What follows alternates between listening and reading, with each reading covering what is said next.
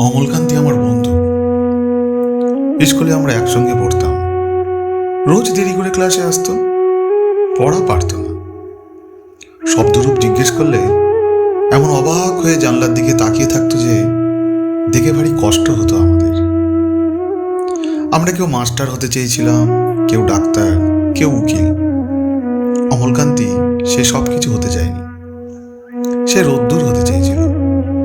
ক্ষান্ত বর্ষণ, কাকডাকা বিকেলের সেই লাজুক রোদ্দুর, জাম আর জামরুলের পাতায় যা নাকি অল্প একটু হাসির মতন লেগে থাকে।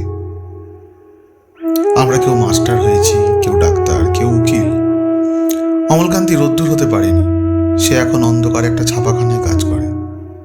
মাঝে মধ্যে আমার সঙ্গে দেখা করতে আসে, চা খায়, এটা ওটা গল্প করে, তারপর বলে, উঠি তাহলে। আমি ওকে দরজা পর্যন্ত এগিয়ে দিয়ে আসি। আমাদের মধ্যে যে এখন মাস্টারি করে, অনায়াসে সে ডাক্তার হতে পারত। যে ডাক্তার হতে চেয়েছিল, উকিল হলে তার এমন কিছু ক্ষতি হতো না। অথচ সকলেরই ইচ্ছা পূরণ হলো এক অমলকান্তি ছাড়া। অমলকান্তি রোদ্দুর হতে পারেনি। সেই অমলকান্তি রোদ্দুরের কথা ভাবতে ভাবতে ভাবতে ভাবতে যে একদিন রোদ্দুর হতে চেয়েছিল।